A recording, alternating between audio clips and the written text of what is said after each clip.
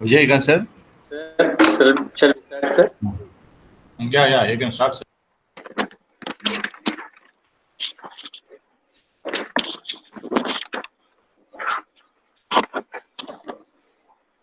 Good morning to all.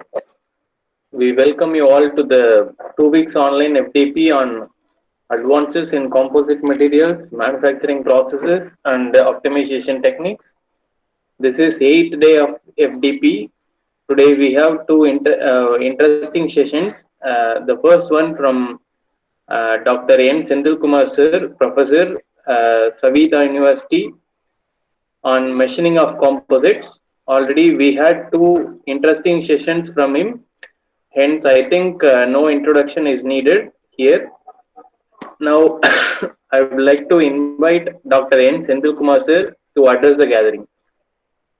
Sir, please, sir. So, good morning, Professor Dr.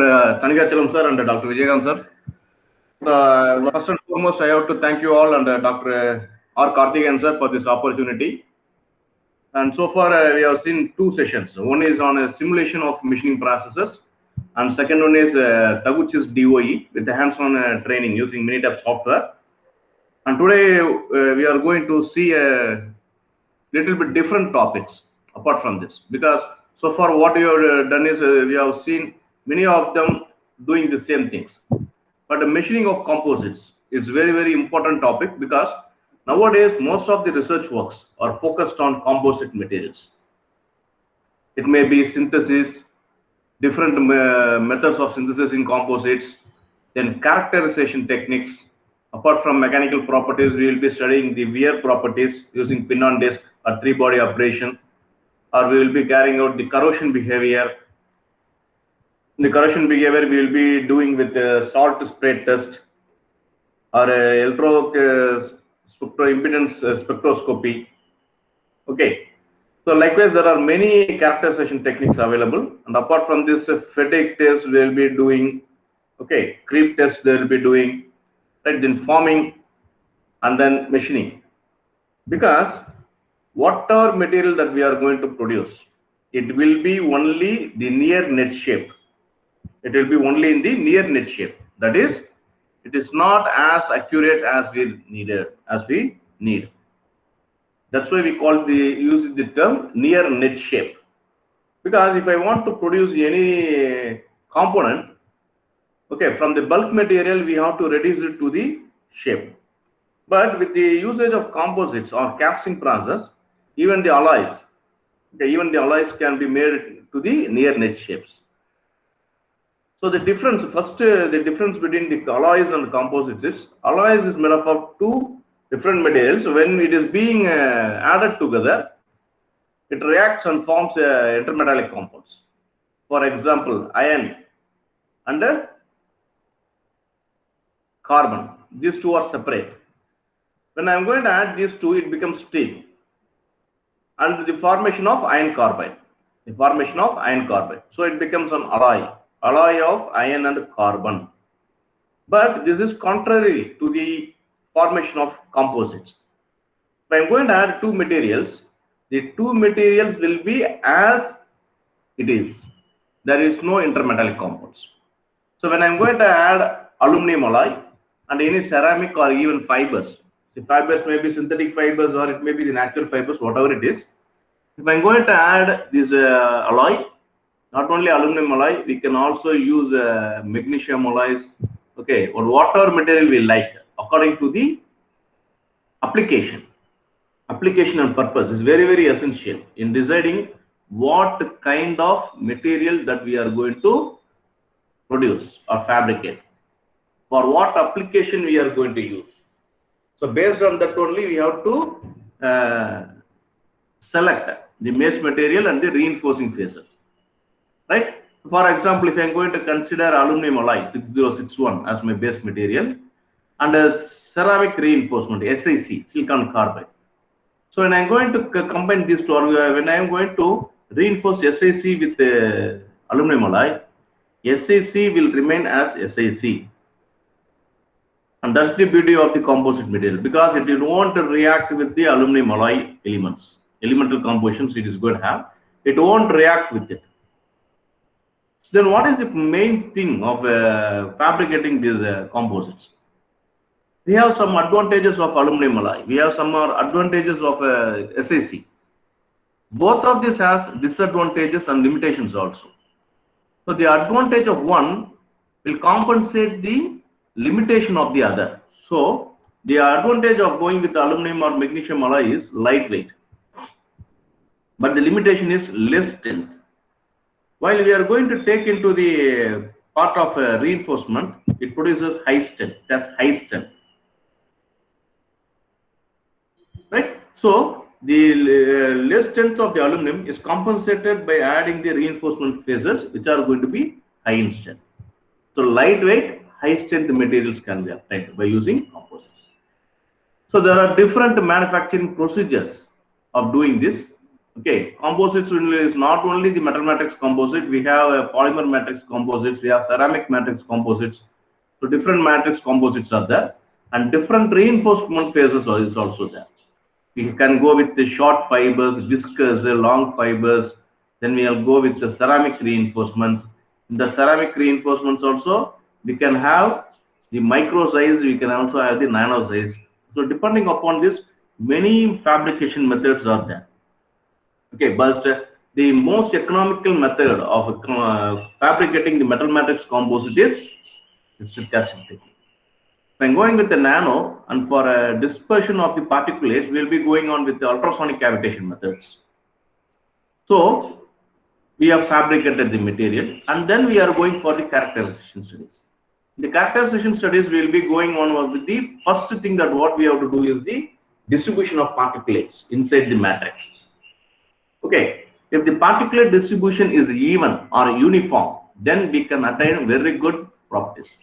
If it is agglomerated, if the particles get attached and it is not evenly distributed, then the property of the composite will not be that much good enough. That's what we require.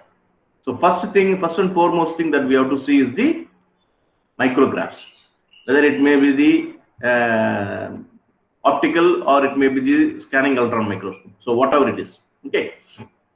Then going on to the tensile test.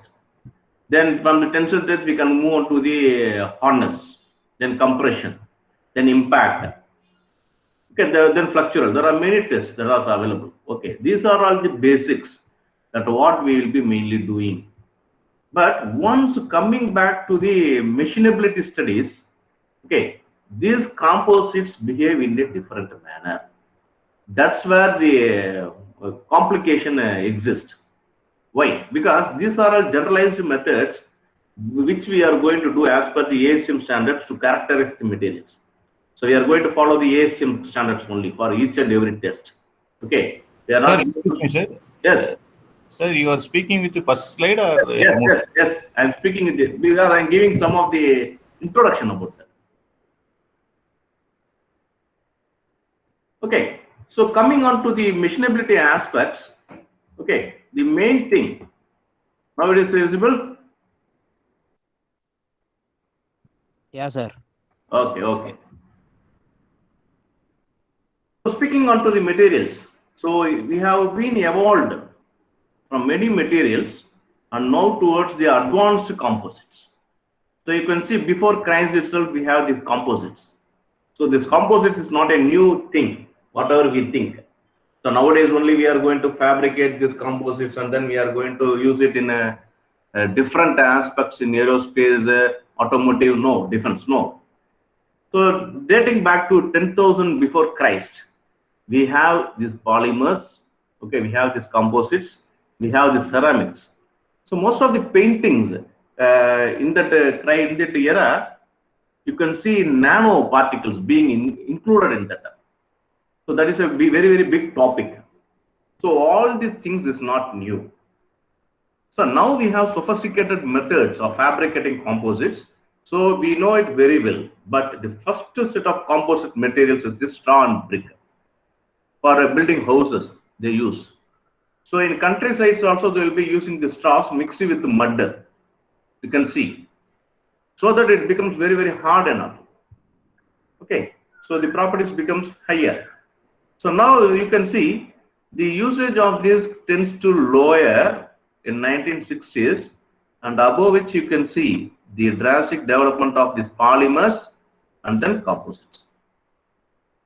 Right? The polymers and elastomers along with the composites also we can take it. Okay. So, but the usage of the metals is very, very higher. Okay, but we are not going with the traditional materials. We are going with the high performance materials nowadays for usage in aerospace, defense, and automotive applications. And their main aim is to reduce the weight. So weight to strength ratio has to be very, very high. Right? So this is how the different materials has evolved over a period of time. So now coming on to the composites. So the composites of two types, general types is of two types. One is general composite and the other one is the hybrid composite or mono composites or hybrid composites. So what is the difference between mono composites and hybrid composites? If I'm going to have only one reinforcement, then we call it as a mono composite. If I'm going to have two reinforcement, a primary reinforcement and the secondary reinforcement, then we call it as a hybrid composite. Nowadays, we can also have ternary effects also, ternary reinforcements. That is addition of third component. Ternary, we call it as ternary. Okay. So what is the main purpose of adding secondary reinforcements? So that will come into your mind. So I'm going to add a ceramic reinforcement as the primary reinforcement. With this, if I'm going to use that materials in a brake drum, for example, I'm going to use it in a brake drum of an automobile. It's very, very hard material, no? So the brake drum and all, there will be high amount of frictions. If there is high amount of frictions, the wear will be higher. So in that cases, if I want to reduce the friction, then some sort of lubricants has to be added. So for this purpose, during the fabrication method itself, we will be adding some amount of solid lubricants. We will add some amount of solid lubricants. Okay. So which will assist in reducing the friction between the sliding surfaces. So there are different types of solid lubricants. The most important of that is the graphite, right? Then molybdenum disulfide we will be having. Then nowadays we are going to use mica. Mica is also a solid lubricant which also produces good properties. Okay. So coming down to this, so we have the metals. So steels, cast iron, aluminum alloys, copper alloys. So these are all called as metals because it forms intermetallic components. Then we have the polymers, right? Polyethylene, polypropylene. Okay. Then PEEK, polyacetylene. Okay, whatever it is, epoxy. Epoxy we will be using mostly for the formation of composites. Okay. Then we have the glasses, glass fibers, borosilicate glasses in micron size, in nano sizes. Then we have the glass fiber. Okay, silica glasses.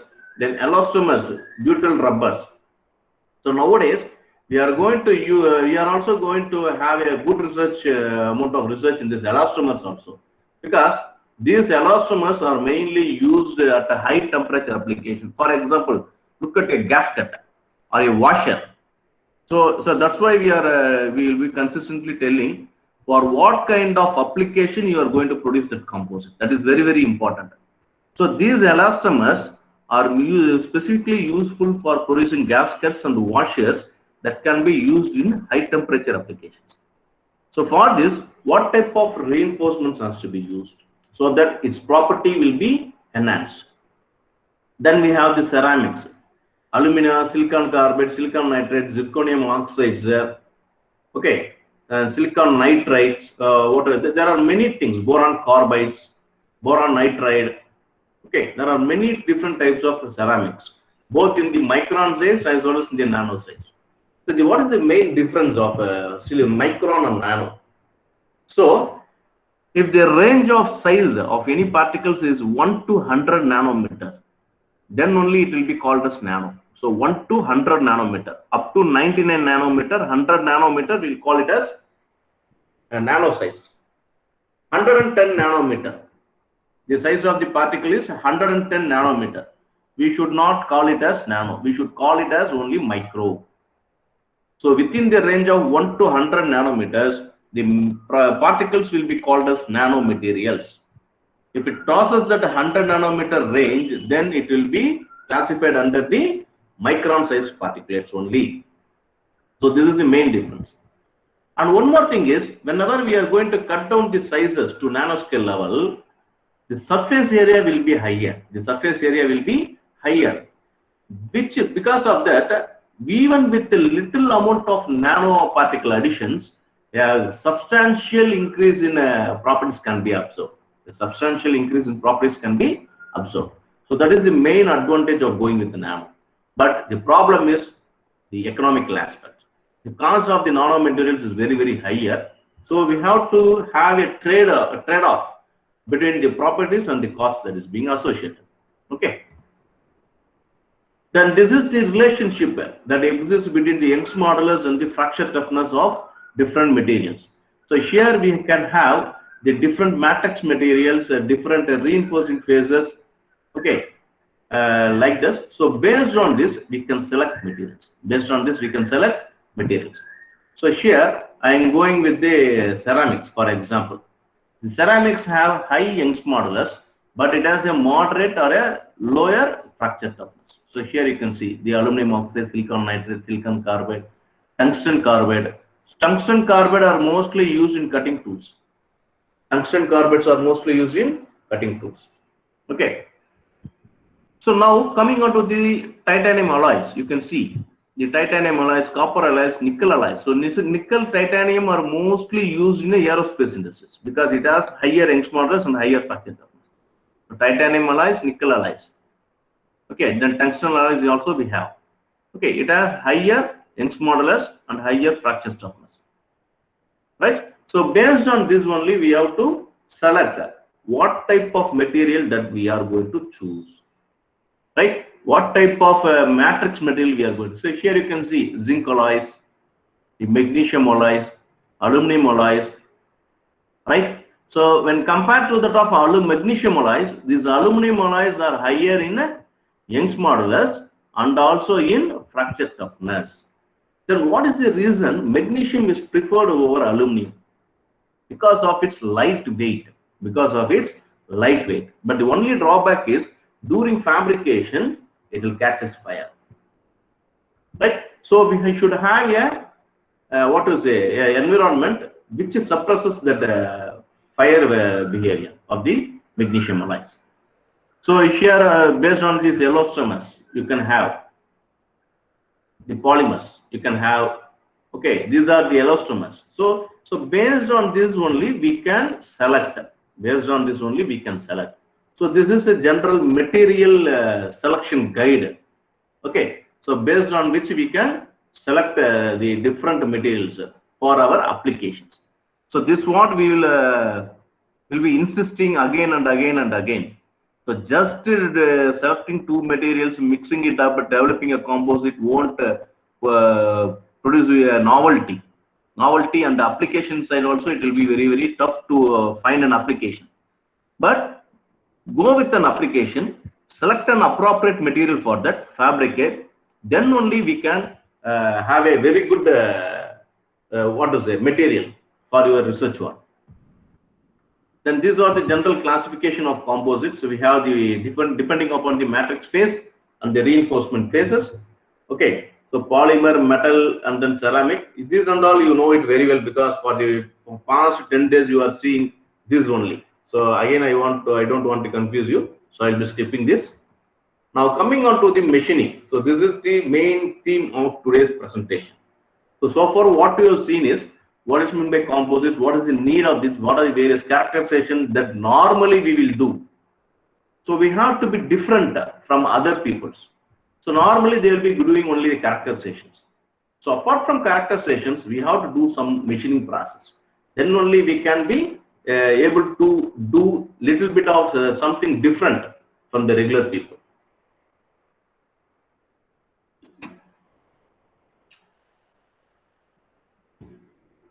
Right. So what is meant by machining? So machining is a manufacturing process. Machining is a manufacturing process. What it actually does, it removes material. Why we have to remove material? Because we want to convert the raw material into a finished component. For this, some amount of material has to be removed. The material that is to be removed is an unwanted material, and that can be usually removed as chips. So this is the normal definition of any machining process. So removal of unwanted material by means of chips, by using a sharp cutting tool, Okay. So even though we are going to produce, so this is the first point that I have told during the introduction part. So whatever things that we are going to do to form a product, we will be doing forming or we will be doing forging, whatever it is, we can produce components only to the near net shape. That is, for example, I want a shaft. Its dimension should be 10 mm.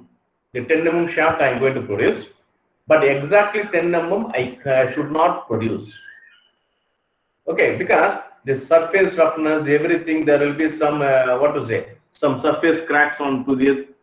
Okay, some scalings will be there, so that has to be removed. Okay, so for this, what we will do is near net shape. Instead of 10 mm, I will be producing it to 12 mm, and that 2 mm I will be removing. So for that purpose only, we will be using that machining process. So what happens when I am going to remove from it another block, a raw material of 20 mm? If I want to reduce it from the 20 mm to 10 mm, then 10 mm of material will be wasted. Because once the material is removed as chip, it is a scrap. We cannot reuse that. So once again, it has to be given back to the casting. Okay, we have to cast it into desired billets. Okay, so even though we convert this into near net shapes, machining is required. We cannot omit any machining process. Right?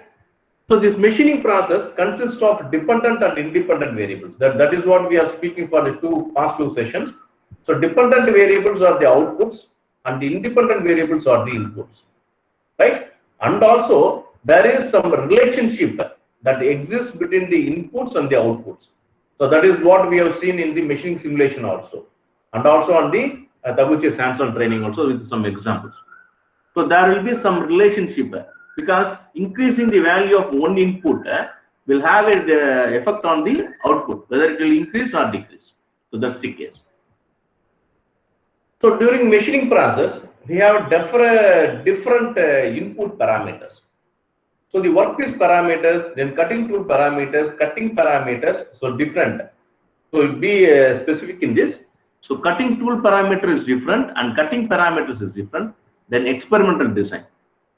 So in machining, the workpiece that what you are going to select will be of much importance. Whether we are going to select a lightweight alloy, a composite, or high strength materials, or die steel. So there are different materials that we can select as a base material. If it is a soft material, then we can use the HSS for machining.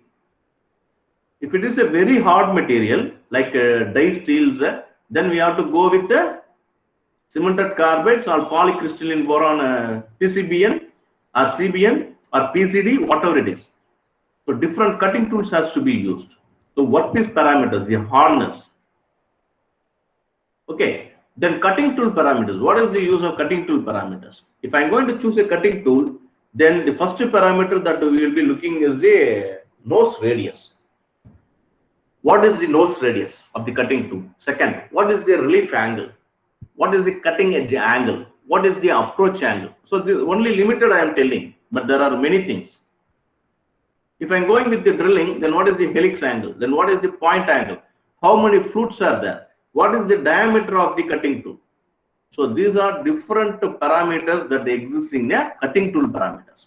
Then cutting parameters, machining, cutting speed, feed rate, depth of cut. Okay, then the type of cooling that what we are going to use. So these are the cutting parameters. And experimental design, whether we are going with the trial and error approach, single factorial design, full factorial design, then any specialized design of experiments, that and all. So Based on these inputs, I am going to do the machining process, and then I am going to identify the outputs, and from the outputs, what you are going to find. So that's our ultimate aim. That's our ultimate aim. Okay, in this presentation also, we are going to determine what makes what. Okay, by using these kinds of materials, by machining these materials with this, what is the effect? So that and all we will be looking at later on. So the machinability. What is by machinability? It is the ease with which a material can be machined. The ease with which a material can be machined is known as machinability. So it all depends on three important factors. So everyone will be looking on to only two factors. One is the matrix material, and the other one is the reinforcement material. But the one more important thing or aspect is this interface bond characteristics. How the interface is interface bonding. Because if the particulates that what we are going to add, if it is going to be in the middle of the grains, then it is well and good. If it is on the grain boundaries, then the properties will be enhanced because it blocks the dislocation movements, and shearing actions also it will restrict. So what is the interface bond that exists between these particulates and the matrix alloy? So that is one of the important aspects in machining, right? So the reinforcement phases depends on the type, the chemical composition, SiC, B4C, TiC, TiO2, Bn, Si3N4, WC. So what's its chemical composition and what is its corresponding hardness? So that's very, very important. Then we have the shape, whether it is the micron shaped or whether it is the nano shaped. Okay, whether it is particulates or whether it is viscous. Okay, whether it is fiber or what it is. Okay, then size. How much size? 40 microns, 80 microns, 120 microns, 60 nanometers. So the size, volume fractions, whether I am going to put it in 5% of volume or weight, 10, 15, 20, 30, 35, likewise. Right? So how much of reinforcement that we are going to add? How the distribution is made inside the matrix. So this is very, very, very, very important aspect. How it is being distributed. That's why during the introduction part of the composite itself, machining itself, the composite itself, I told the first thing that we have to do after performing the fabrication process is looking at its microstructure, because how the reinforcement particles are being distributed. So based on the distribution only, the strength of the composite and also the machinability behavior of the composite will be predicted a little bit. Okay, if it is getting agglomerated means then there is a drastic change in behavior. Okay, so uniform distribution is needed in all the cases. Okay, then we move on to the matrix material. What is the composition of alloy? AA 2014, aluminum alloy 2014, aluminum alloy 6061, aluminum alloy 6063, aluminum alloy 7075, LM25. So these are the different aluminum alloys that we will be considering. So each and every compositions are series. You can see 2 series, 3 series, 6 series, 7 series, 8 series. Some special alloying elements will be added to improve its properties. Right? Then the microstructure. What kind of microstructure that we are going to have? Because in some cases, after fabricating the composites also, there will be heat treating, and then there will be precipitate hardening. They will be doing the precipitate hardening. So in that cases, the machinability index will be further reduced. So it becomes more tough to machine that.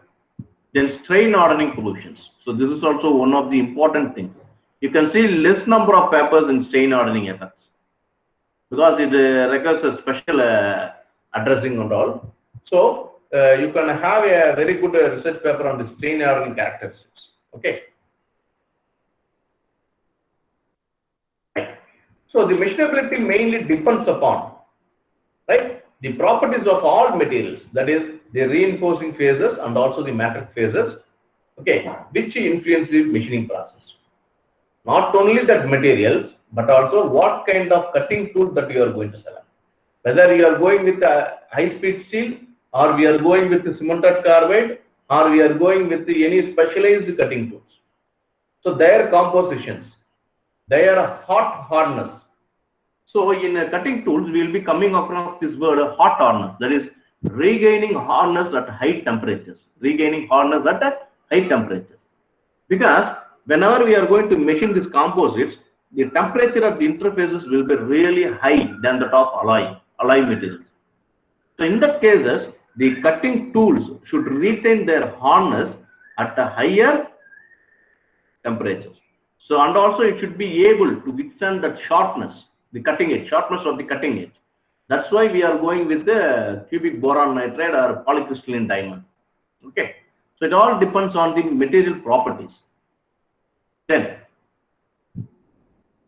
we are going to have a relationship between the what type of process employed, whether it is the turning process, whether it is the drilling process, whether it is the milling process, the tool material, that's what we have seen, HSS or tungsten carbide or polycrystalline diamond, cubic boron nitride, and the cutting parameters that what you are going to choose. Cutting parameters means normally we will be considering the cutting speed, feed rate, depth of cut in case of turning. In case of drilling, rotational speed of drill, and then feed rate we will be considering. Only two parameters we can consider in drilling. In case of milling, we can consider cutting speed, feed rate, and depth of cut. What is the value that we are going to consider? Because for during composite machining, we cannot consider high cutting speeds, because chipping of tool will occur. Because there will be soft matrix, suddenly a reinforcement phase will be coming in contact with the cutting tool. So that's the problem in composite. Okay, are you able to understand? While the machining, the soft metal matrix, it will be easy for the cutting tool to remove. But suddenly, if a reinforcement particles, a boron carbide or a boron nitride is going to be in contact with the cutting tool, because of that high speed, chipping of tool will occur. So, yes, low speed or a moderate speed is recommended for machining. Okay. So, in order to assess the machinability, because the purpose of doing the studies, research work on machining of composites is to determine its machinability. Okay, how this machinability is assessed? So we have to have some assessment, no, in determining that machinability. So in that category, we will be having the first thing is the tool life. Then we have the cutting forces. Then we have the surface finish. Then chip formations. So this is the condition what you have seen in the simulation studies also. Earlier simulation studies were focused only on the tool wear. Later nowadays we are going to incorporate the surface deformations, the surface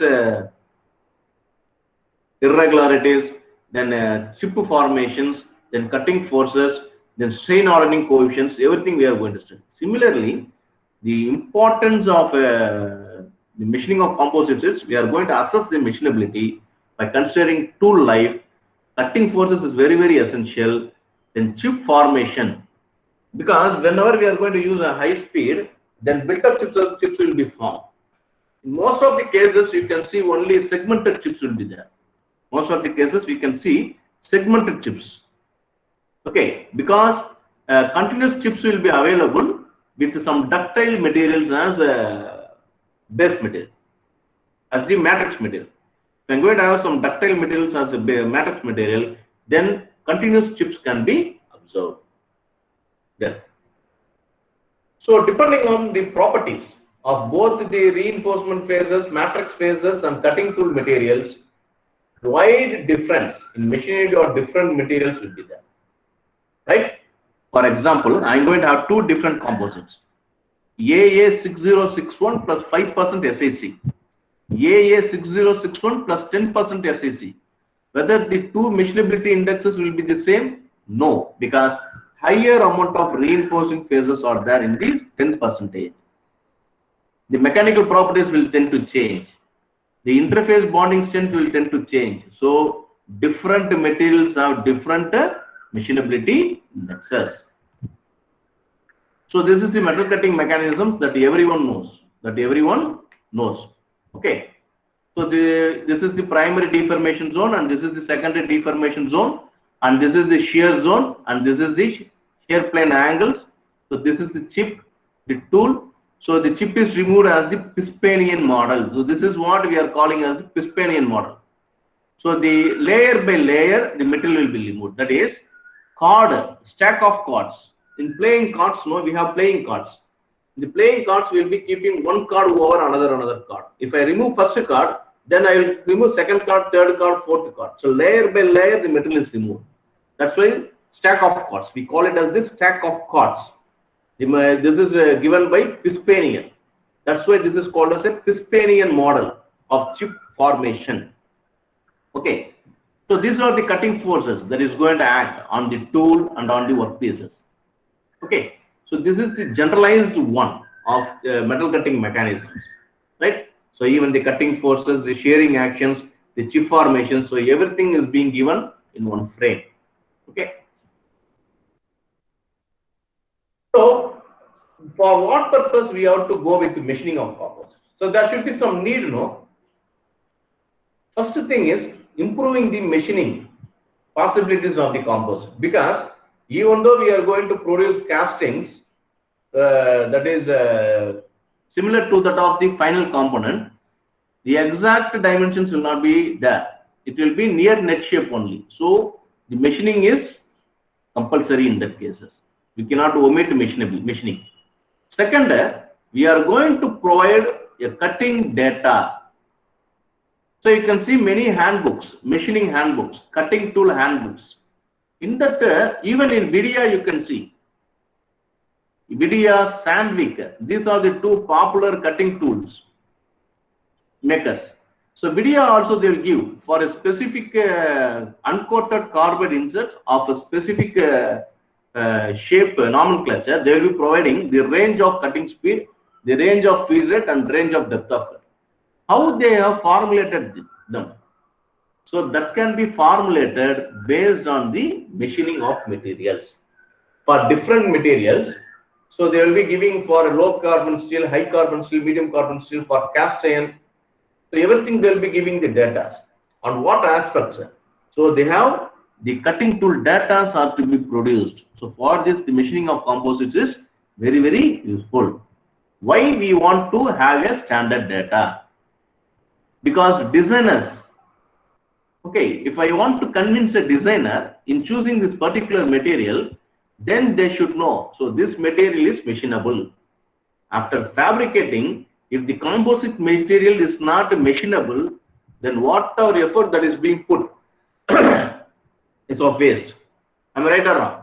So I fabricated a composite, a very good composite with good mechanical properties, but the machining is not possible. The metal is not being removed even with the advanced materials, advanced cutting tools. What happens? That material is a waste. Okay. So for these purposes, we need the machining of composites, right?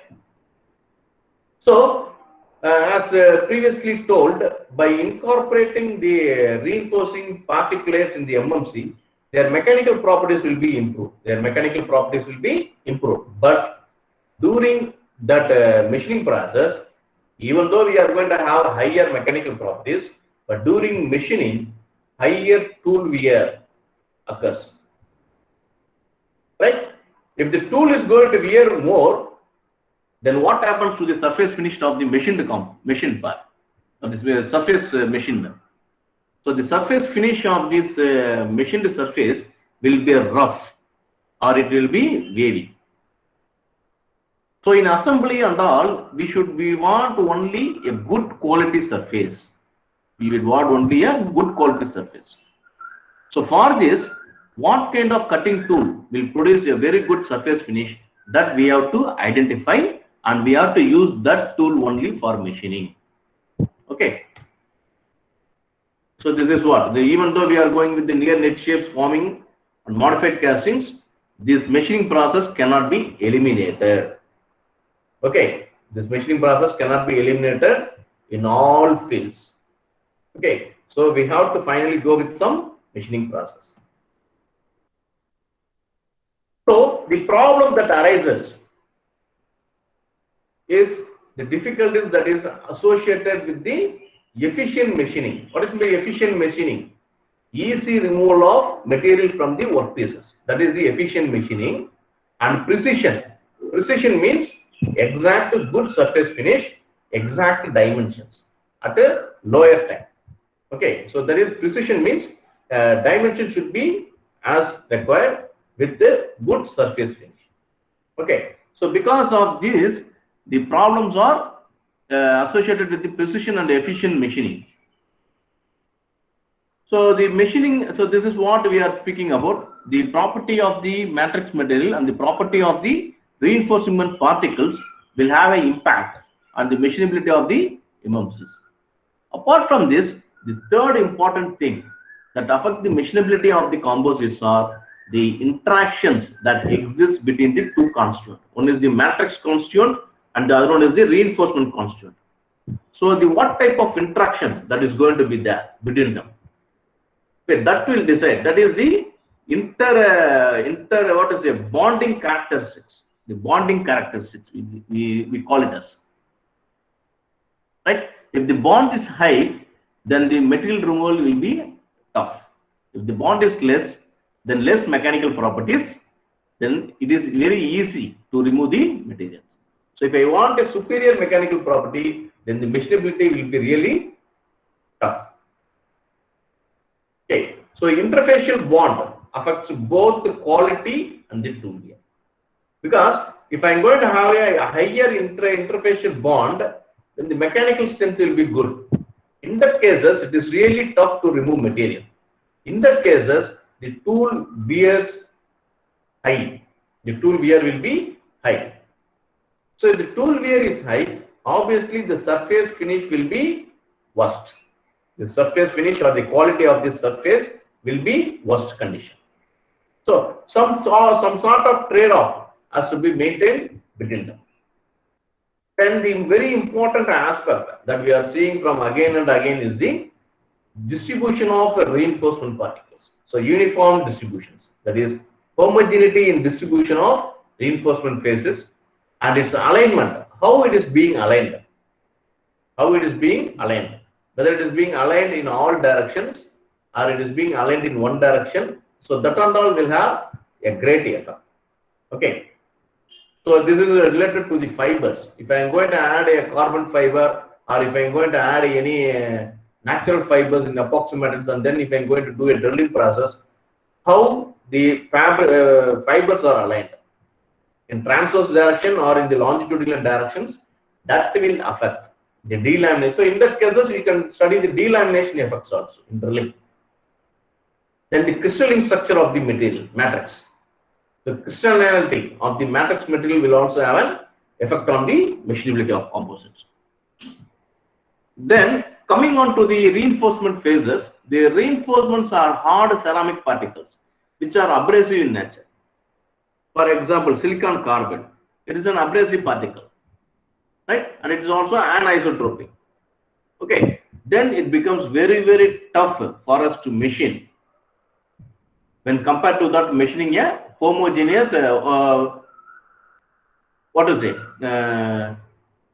So that is what we are speaking about. The matrix material, the reinforcement phases.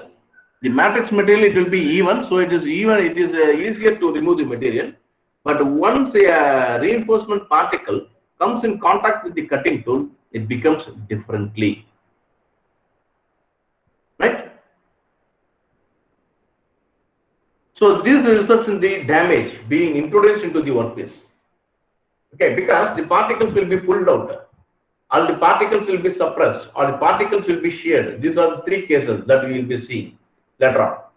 Okay, when a cutting tool comes in contact with a reinforcement particulates, it wears more because of the high hardness and toughness of the ceramic particles. Because the ceramic particles are very hard and very tough. So when a cutting tool comes in contact with that, it becomes highly wear. Types of machining. Normally what we will be doing is wet machining, then dry machining. The wet machining is also flood machining. Then normally what we will be using by supplying coolants. In dry machining, we will not supply coolants. Then why we have to go with the dry machining? Dry machining is an alternative to grinding process, surface grinding process. The dry machining is just an a alternate to the grinding process. Then we have the minimum quantity lubrication. Then we have the mixed cooling. Okay. Then we have the cryogenic machining. In cryogenic machining, we will be using liquid nitrogen or liquid carbon dioxide. So the kit is around 16,000 rupees. That is also available anywhere. So you can have a kit and then we can do the machining process. So setup and all will cost around 20,000 rupees for this cryogenic machining. Then we have hard machining. What is hard machining? Machining a hard workpieces. That's all. Machining hard workpieces is known as hard machining. And what should be the hardness of the workpieces? Greater than 45 HRC in Rockwell C scale.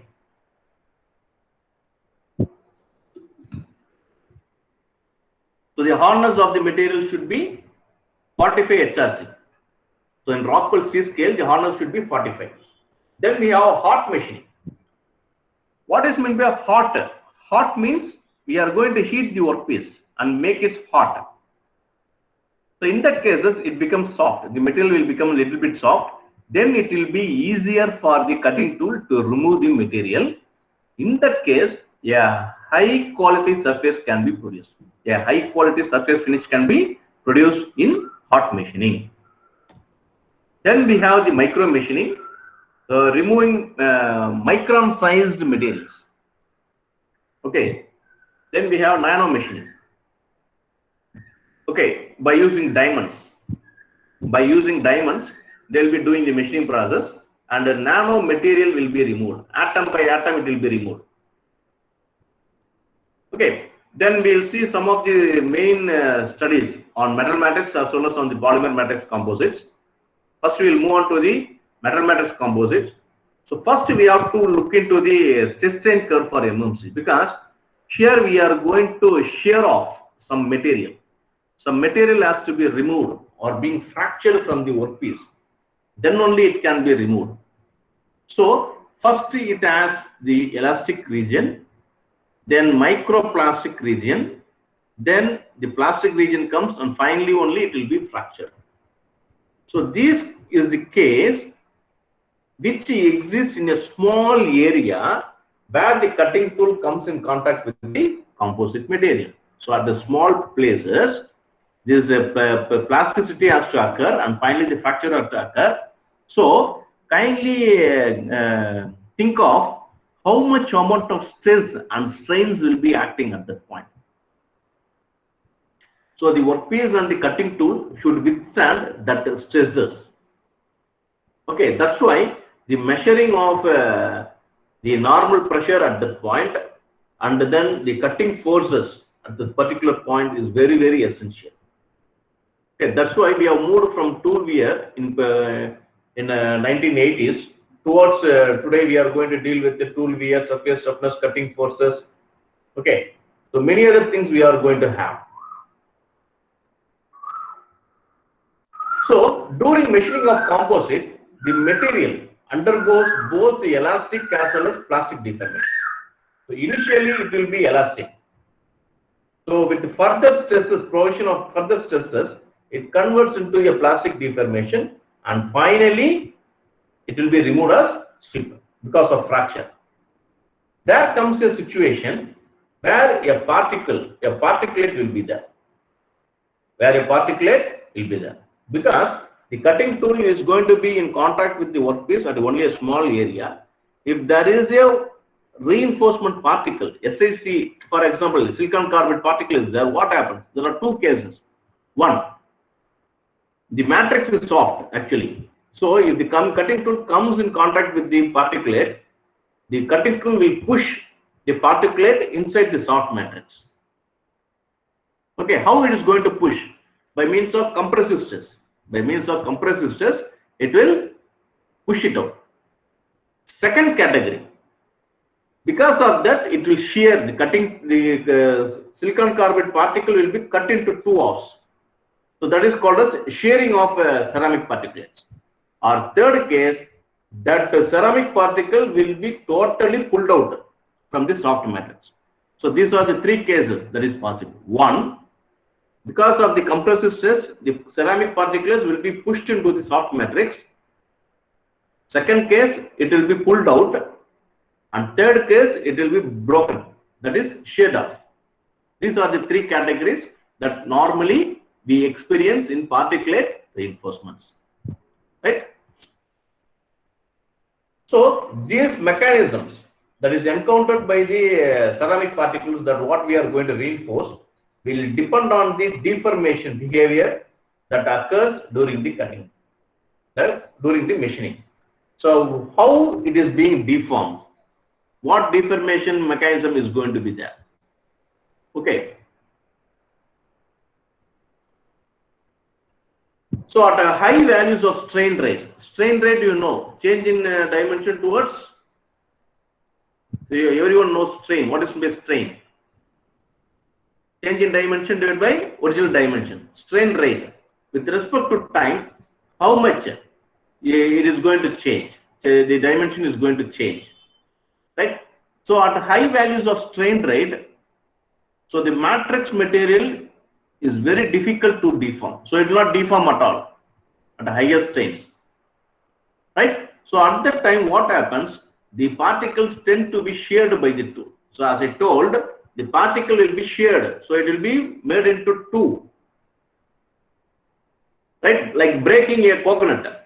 It will be sheared off. So one part will be with the chip and the other part will be with the soft matrix. That is called as shearing. So this occurs at higher values of strains. So what is that higher value of strains? How we are going to provide?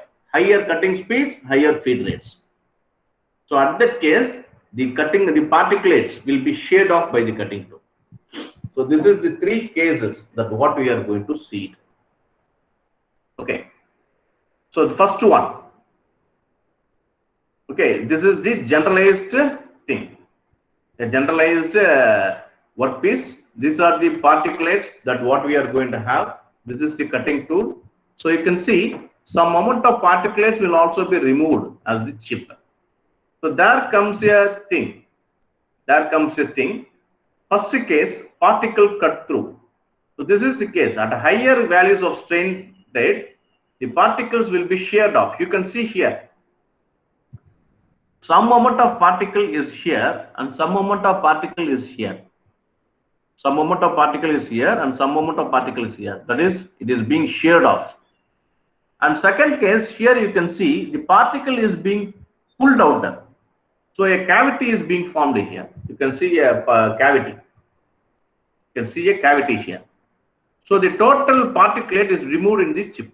Is being removed in the chip. You can see here. The particulate is being pulled and it removes of the chip. Okay. So at our lower speeds and due to lower strains, the matrix is easier to deform. At lower speeds, that's what we are selling. At a higher strain means higher cutting speeds and feed rates. At lower strain means lower speeds, the matrix is easier to deform, and so that the particles are easily pulled out or pushed into the material. So no shearing of particulates takes place like this. The particle will not be sheared. Only at a high strain rate, the particle will be sheared. At low strain rates, it will be pushed inside like this. It will be pushed inside like this, or it will be pulled out, So that is the case, right? So after the material passes beneath this tool, that is, as the tool slides over the cutting workpiece material, the shearing action takes place. After the tool moves, the workpiece will regain some amount of elasticity. What happens? Because it is under compressive stresses. Once the tool moves, what happens? Some sort of elastic recovery occurs. So that is the case. So just prior to shearing action, so because now consider the cutting tool is going to come in contact with the reinforcing phases. That is the ceramic particulates. Okay, now it is going to shear. Okay, three scenarios are going to occur. One, the reinforcement particles are above the cutting tool. Two, below the cutting tool. Third, along the cutting line. What happens? So three scenarios are there. One is above the cutting tool, and second below the cutting tool, and third along the line of cutting action. Right? If the particle is above or below the cutting loom, the cutting line is nothing but the machining line. So this is the line that you can see. So this is the machining line. Okay, this is the machining line. So this particulate is on the cutting line. These three particulates are on the cutting line. This is below the tool and this is above the tool. This is above the tool and this is below the tool. So these are the three scenarios that what we are seeing. If the particle is above or below the line, it will be pushed into the chip. If the particle is above the tool, it will be sent to the chips. It will be removed along with the chip. If it is below it will be below the machining surface. Right? But when the particle is located exactly at the cutting line, it will be either pulled out or it will be sheared off. There are only two cases. Above the cutting line, below the cutting line, no effect. If it is along the cutting line, two actions will be there. One, the cutting tool, the reinforcement ceramic will be sheared off into two halves, or it will be pulled out. That's all. Or it will be pulled out. Right? Then the deformation mechanisms mainly depends on the matrix deformation rate. So at how much rate the matrix is going to deform. Right? It all depends on which will decide the deformation mechanisms. So how the material will be, because at a higher strain rates, at lower strain rates, it has to be differentiated. Right? If the particle is being sheared off like this, so here you can see, if the particle is being sheared off like this, you can see a good surface will be formed. A good surface will be formed. Whenever it is being pulled out like this, what happens? A rough surface with the cavities will be formed. A rough surface with the cavities will be formed. Right? But these cavities will also assist in some cases where in surface-to-surface contact applications, like in a brake drum. The oils will go and get locked into the cavities. That cavities will be filled with oils which produce the necessary lubrications. So here in the same image you can see there is a particle pullout.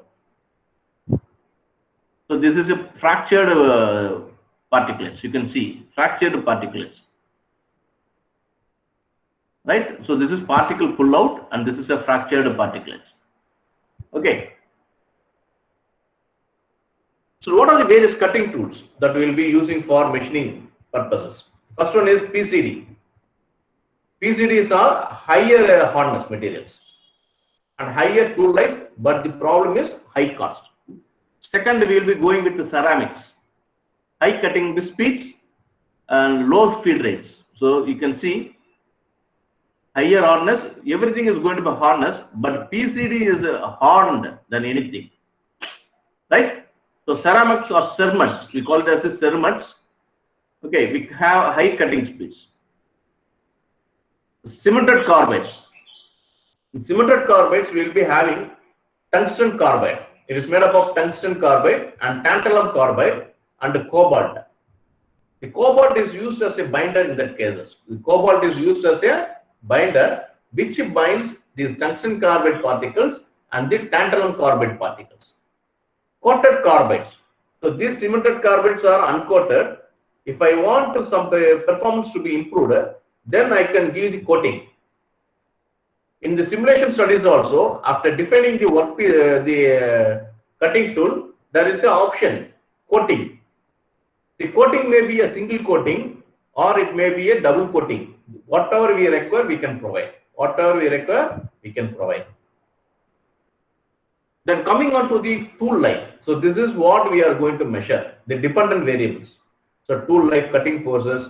So how the tool life will be changed or is being influenced.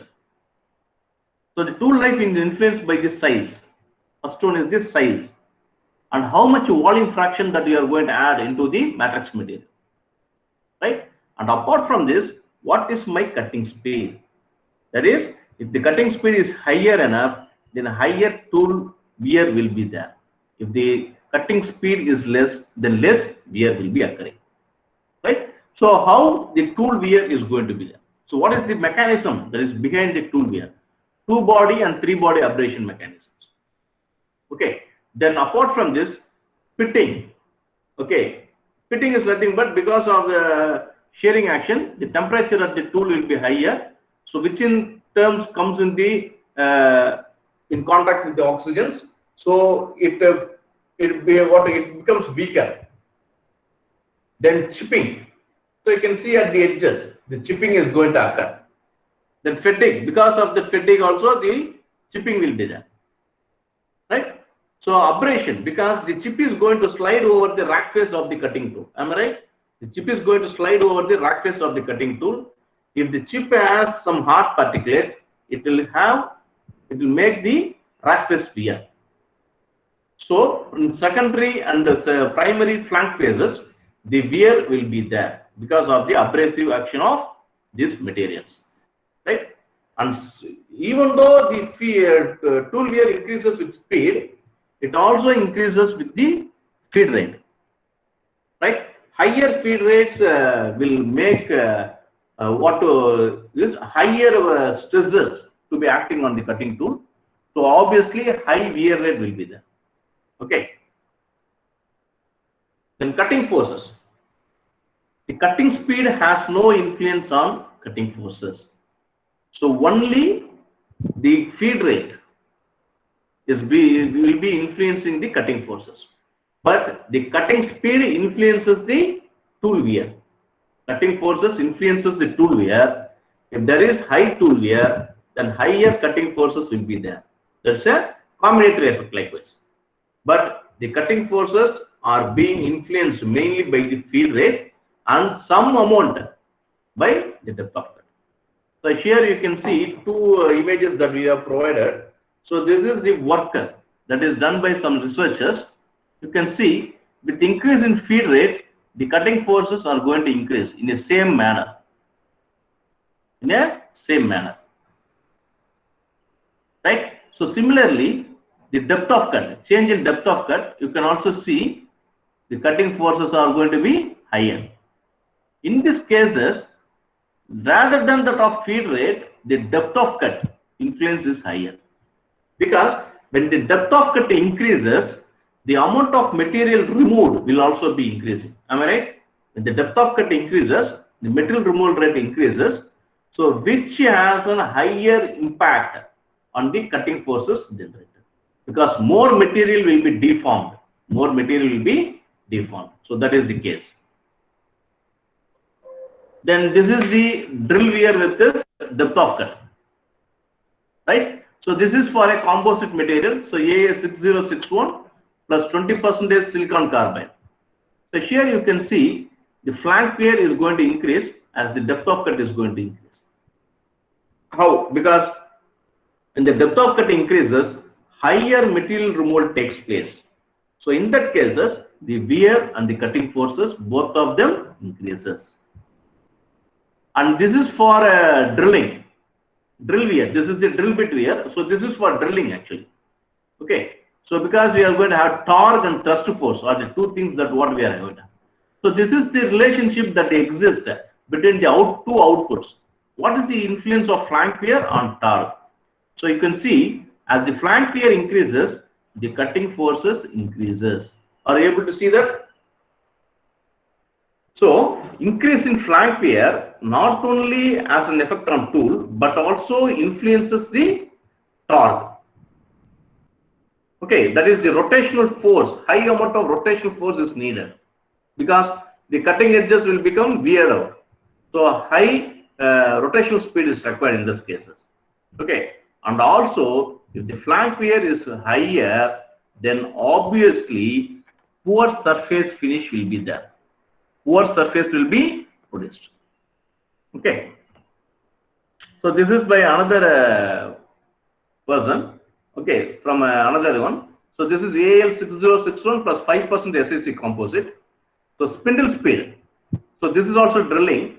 So the tool rotational speed or spindle speed we call increases, the tool temperature increases. Here you can see the, on both the cases it is going to increase for different point angles. So what is the normal point angle that we will be considering in drilling is 118. The point angle normally we will consider in drilling is 118 degree. So if I am going to increase or decrease the point angle, then the tool temperatures and all these things will be getting increased. Okay, so you can see in both of the cases, the optimal point angle is going to be 118. Okay, but so by changing the point angle, you can see both the temperatures are being higher. So you can get a point how to measure the temperature. So there are two different types how we can measure the temperatures. One by using thermocouples. So you know the drill dia. So apart from this, you can put 4 or 8 small holes, and you can plant a thermocouple in that. You can plant a thermocouple, or you can use a non-contact type thermometer, infrared thermometers. So like what we are going to measure our temperature using a gun, thermometer gun, that what we are using for corona test to check our temperatures. So that is all 600, 300 rupees. But Metravi, that is one type of company that is producing these IR thermometers. Then Fluke, FLUKE, that is another company which is going to provide this for temperature analysis they will be producing. So it costs around 7,000 rupees, right? Up to 3 to 4 lakhs they are having this thermal analysis. Okay, so using that IR thermometers also you can measure these temperatures. But normally the contact type of thermocouples will be accepted in most of the cases. So this is the another category. So increase in feed rate. So this is the work that is done by Dr. Rajmohan and Dr. Panikma sir. So as the feed rate increases, okay, you can see the burr height increases with the higher weight percentage of silicon carbide. So he has changed this percentage of silicon carbide from 5% to 15%. So by increasing the feed rate, you can see with increase in silicon carbide content, the burr height increases. The burr height increases. Similarly, the surface roughness, it also increases. Right? So there is a proportionality between the surface roughness and the burr height. So that is the cases. Okay. Then so far what you have seen is the conventional one. Now we are going for the non-conventional type machining process, EDM. So here you can see the current, pulse on time, pulse off time, then voltage, then servo feed. These are the different input parameters that what we will be considering in EDM, right? So when I am going to increase the current for different proportions, LM24 is the base material as cast. Then I am going to add 1% silicon carbide, 3% and 5% silicon carbide. Now, if I am going to study the material removal rate, you can see the material removal rate increases with the higher current. So, for removing a higher material, I need higher currents. Okay, we need higher currents. And you can see with the higher currents, you can see this is one. Okay. If I am going with the higher current, you can see the surface roughness will also be higher than that of the smaller currents. That is, if I am going with the higher current, then obviously a higher material is removed. No? If a higher material is removed, then the surface finish will be bad. So this is also what it is going to have.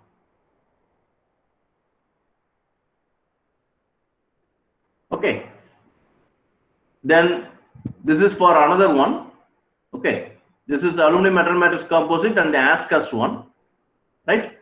So here the peak current increases, the surface roughness increases. So the same trend they are also going to have.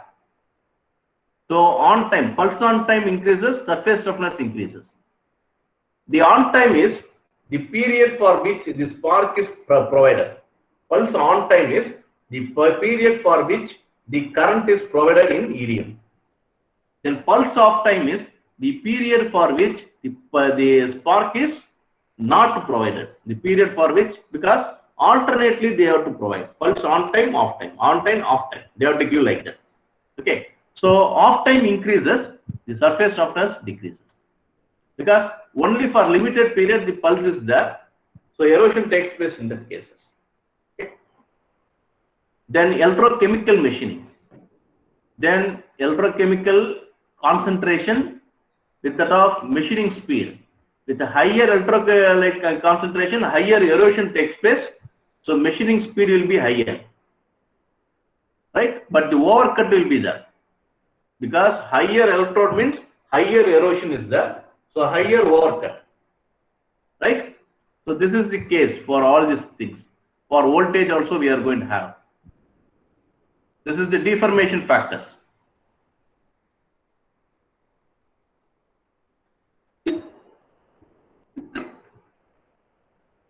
So this is for another thing. So you can have different parameters that affects the machinability behavior of composites. Not only in conventional, but also in non-traditional aspects, it is the composites are being machined. So you can tell what is the need of a non-conventional machining process. Hard to machine materials can be easily machined using unconventional machining process. That's why we are going with them. Right? For ECM also we have micro ECM also there. Micro EDM we have with the small tools. The purpose is in a hard to machine materials we want to put a minute holes, because in miniaturization we call it the word miniaturization. Okay, because you can see a watch. In this watch there are many mechanical elements. And nowadays it is what we are using is electronic type. But once you go with the mechanical watches, you can see many small products. That is called as miniaturizations. So in that cases, if I want to put a hole, then I can easily go on with this micro EDM or micro ECM likewise. Okay. Then machining of polymer matrix composites. So in machining of polymer matrix, the generally used machining process is the drilling. Right? So feed and speed are the two input parameters normally they will be using. Then drill geometry, point angle, the number of flutes, then helix angle we can change, diameter of the drill we can have, the material of the drill bit we can change. Okay. So these are the different parameters that we can include in that. Right? Then what are the outputs that we are going to study? So cutting forces is of two types in drilling. One is the torque. Torque is nothing but the twisting force, the rotating force that is needed to rotate the tool. Okay. Then the thrust force, the force that is applied against the cutting tool. The pushing of cutting tool, no? I'm going to push the cutting tool by using feed rate. So the opposite force that is being generated is called as the thrust force. Then surface roughness, the residual strength. If it is a polymer, then we can go with the delamination factors. If I'm going to use fibers, okay, then I can go with the cylindricity error, circularity error. Okay, so likewise we can study many things. So these are the effect of different fiber attributes. So the fiber by fiber length, fiber diameter. Okay, so what type of fiber that we are going to use? Okay, if I am going to use a high strength fibers, then it will be also abrasive. E-glass fibers, we will be using glass fibers. So glass fibers will be of a higher strength, but it is abrasive in nature. So if I am going to use high strength fibers, then the abrasiveness of these will be higher. So obviously a higher tool wear will be there. If the tool wear is higher, the surface roughness will be higher. Then fiber diameter, the tensile strength reduces with the diameter, but the cutting forces will be getting increased. The cutting forces will be getting increased. Okay. If the fiber diameter is higher, the quantity of resin, whatever it is, the matrix material will be less. So in that cases, the tensile strength will be reduced, right? But higher amount of cutting forces is required to fracture that fiber, right? So volume of fibers, if I'm going to have a high volume of fibers, then the machining will be little bit difficult, because delamination or fiber pull out, fiber shearing will be, everything will be there. So if volume of fibers and the fiber abrasiveness is higher, then it is very tough. Okay. So the machining challenges that what we will be having is the delamination, first thing, then fiber pull out, then uncut fibers, then fiber breakout. So this affects the surface quality. So delamination is surface breakage. Then tool wear, because of the abrasive nature of the fibers, rapid tool wear will be there. If the tool wear is higher, then the machining characteristics will be reduced in that cases. Then possibilities in machining, polymer matrix composites. Conventional, we can go with anything, but in unconventional, we can go with the water jet machining or abrasive jet machining or abrasive water jet machining, then laser beam machining, electron beam machining, plasma arc, ultrasonic machining process. So these are the processes that can be used. We cannot go with the EDM or ECM because it requires, what is the basic thing that is needed for EDM and ECM? Conductivity, sir. Conductivity. So it is not conductivity. The polymers are non-conductive in nature, so we cannot use EDM because some positive or negative poles has to be considered as workpieces in that cases. Then drilling of polymer matrix composites. So here we are going with machining the carbon fiber reinforced polymer, that is epoxy composite with a carbide drill. You can see cryogenic cooling with 4 mm of drill bit at the 6 mm of drill bit. So dry, that is no cooling is provided in that cases, but in the second case cryogenic cooling is given. So here you can see the thrust force.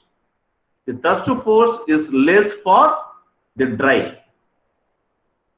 Okay, with the 6 mm cryogenic, the thrust force required is higher, and it is going to increase with increase in feed rate. Then this is the delamination factor. So number of holes. Okay, with a single cutting tool I am going to use. So dry and cryogenic. With the dry machining, with the increased hole numbers, the delamination factor is less. But if I am going with the cryogenic, it is going to get increased. So in drilling of polymer matrix composites, the cryogenic cooling does not make any effect. So that is the finding that is given here. But whenever we are going to use this drilling of metal matrix composite, if I'm going to use this cryogenic cooling, then the outputs that what you are seeing here, no, it will be reversed in the cases. Then we are going with the feed rate, then average roughness. For dry, you can see the roughness is higher. For cryogenic, the roughness is less. But you can also see this is for example 0.12, this is 0.17. So only at a higher feed rate there is a vast difference. Right? In both these cases, this is the time. The same trend you can see, the same trend on between the root mean square and also the average. Average is RA and root mean square is RM. Okay. Then we are going into the abrasive water jet machining. So this is the new type of machining which uses abrasive particles. Normally we will be using garnets. Garnets as the abrasive in abrasive water jet machining, or simply without any abrasive, you can use the high pressure water that is being focused on the material for cutting. So acrylic cutting and all they are going to do with this only. Profile cutting on any polymers that is being done using this water jet machining. So nowadays, even this metal matrix composite, we are going to machine or cut using this abrasive water jet machining process. So the first one is the standoff difference. The standoff difference is nothing but the distance between the workpiece and the nozzle. If the nozzle and the workpiece difference increases, the MRR tends to increase. So the standoff difference has to be higher. So that higher MRR is being obtained. Then work pressure. What is the pressure with which the abrasive particles along with the water is being focused? For 150, you can see higher MRR. Okay. Then we have the nozzle speed. The speed, right? The speed increase in speed. Obviously, you know the MRR is going to get increased. Then abrasive grain sizes. Whenever I am going to increase the abrasive grain size, then obviously the MRR tends to lower, because the finer the particles, the cutting ability will be good. Am I right or wrong? Right? So you can see a simple example I will tell. Carpenters used to sharpen their tools using small fine sands, whether they are using any gravels or sand particles. So small fine particles tend to increase the MRR than the higher mesh sizes. Okay. So this is for the another cases. So surface roughness decreases with the higher SODs. The standoff difference. The standoff distance is higher in this case. So this is the result that what I am presenting is of another people result. So he has provided that with increase in standoff distance, the mean SR, the surface roughness, is going to be lower. And this is also the case for nozzle speed is going to be higher. So here you can see the water pressure. With the reduced water pressure, increased water pressure, the surface roughness is good, because good machinability can be achieved. Good machinability can be achieved. Then size. If the size is higher material, here you can see higher materials removed. If higher materials removed, then obviously the surface roughness will be higher in this case. But you can see the difference, 0.122, here 0.112, that's all. So that's microns only. So that's not a very bad surface roughness at all. So this is the case of machining time. So the machining time will be higher for moderate values. So that is what he has provided. With workpiece pressure, with the higher pressure, the machining time is going to be higher. Then the nozzle speed, the less nozzle speed, the machining time is higher, but with moderate speeds, the machining time is lower. So machining time increases with the higher abrasive grain size. So I am going to choose lesser abrasive grain size. So that is my aim. So I have to select this. I have to select this. So water pressure has to be normal and the nozzle speed has to be moderate. So this is the case. Then we move on to the micro and nano machinings. So in MEMS, nowadays we are going to come across two important terms. With this I will finish now. MEMS and NEMS, micro electromechanical system and nano electromechanical system. So these are the part of the miniaturization of metallic structures. So as I told, in a watch you can see number of mechanical rotating parts. So that are being developed by this MEMS and all. Nowadays we are going to move towards nanotechnology. In the nanotechnology, we are going to produce components with the nano robots you might be hearing of. So that components are being made by NEMS, nano electromechanical systems. So that are the two emerging technologies that we are going to have. Even nano robots are sent into our bloodstream. You can see that a small injector robot will be traveling through our bloodstreams, and it will be removing the blood clots or the lipid accumulations. The lipid is nothing but a fat accumulations and all no, on blood arteries. So that and all it will be removing, or it will put a injection, deliver. For example, it can deliver medicines at the particular places. So these nano robots injected into the bloodstreams will have much importance in targeting the cancer cells. So that is being proved. So miniaturization of medical tools is an effective method, right? So this is a top-down approach. So what is the top-down? From bulk material to small materials. So top to bottom approach, top-down approach. We call it as top-down approach, right? So what is the need for miniaturization? So minimizing energy and materials that is used in manufacturing. Then precision and accuracy is another thing. Then direction of powers. Then faster devices. Right? Then increase the selectivity and sensitivity. That's the another thing. Then increase the accuracy and reliability. That is the case. Then it can be integrated with the electronics, simplifying systems. So you can see nanomites in a Hollywood film. You can see nanomites. I have forgotten that name of the film. Nanomites.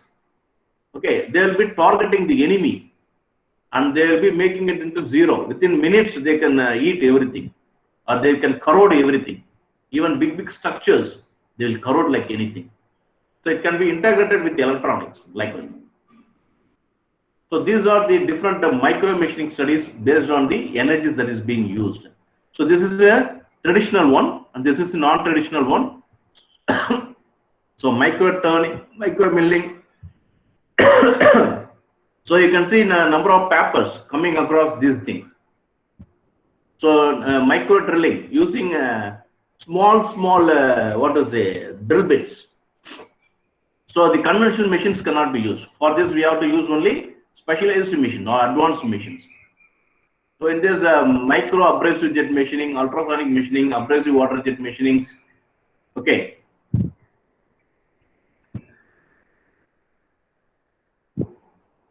So MRAF technique, that is one more thing. Magnetic rheological fluids. Okay, MRF, magnetic rheological fluid, I think so. Okay, so then coming on to the thermal methods, so everything is going to be having the micron sized.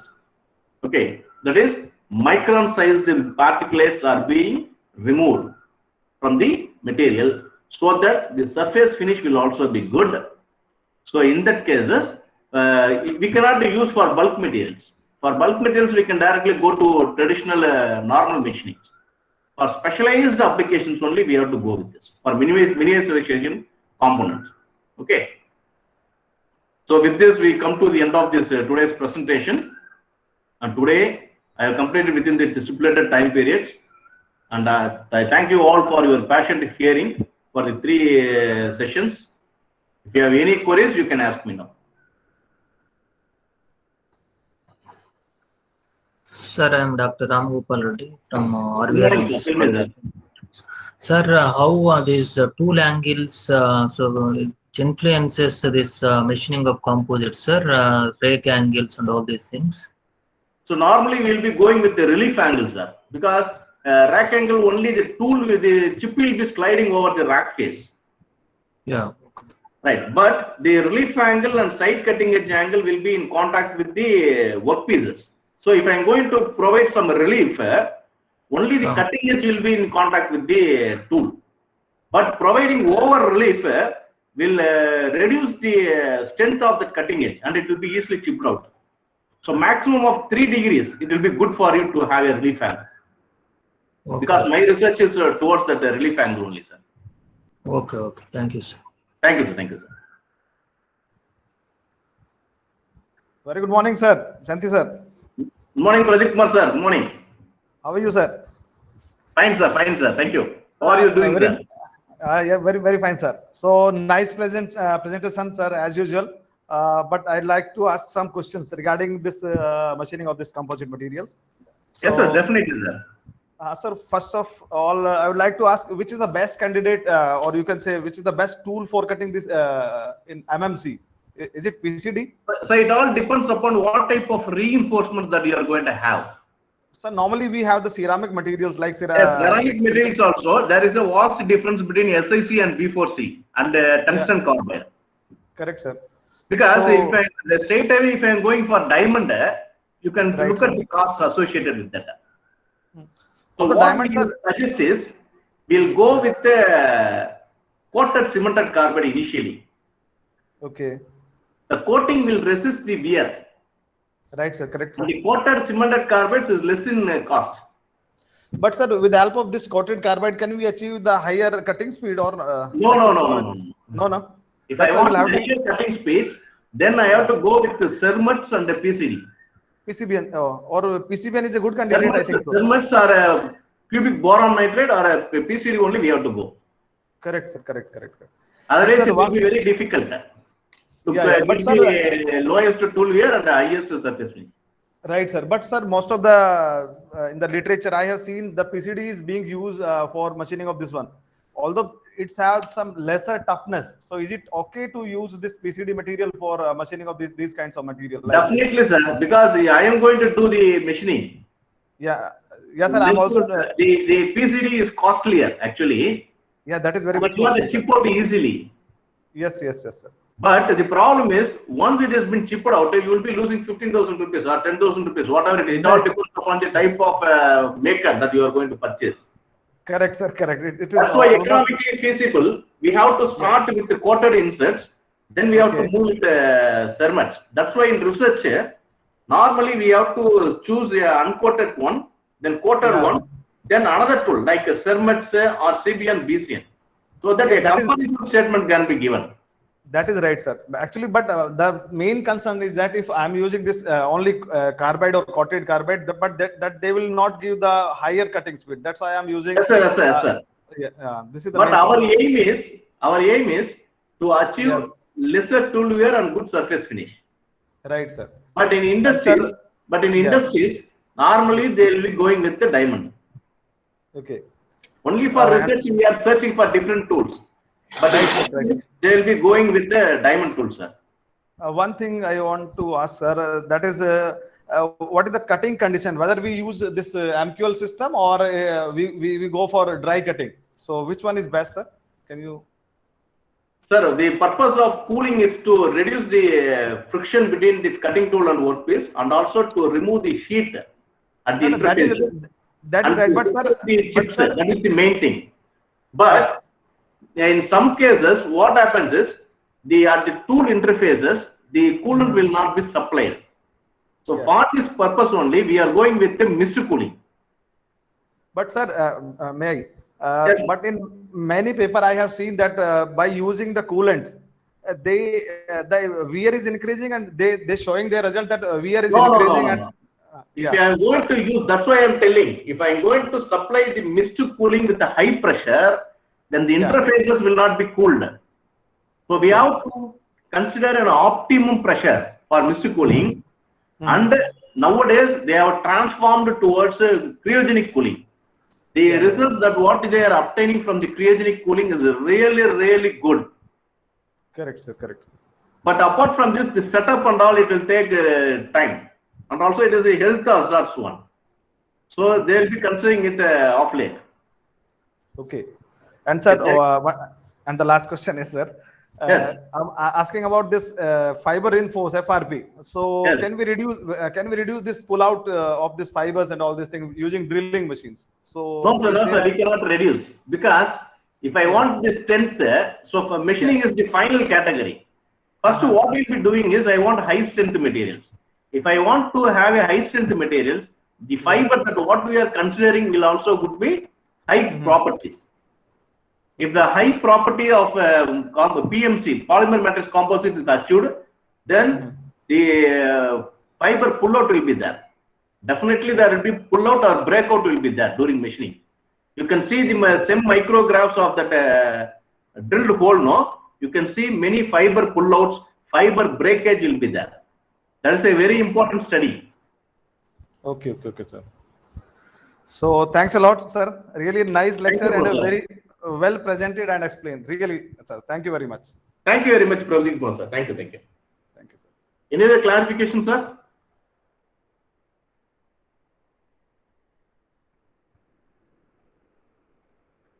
Sir?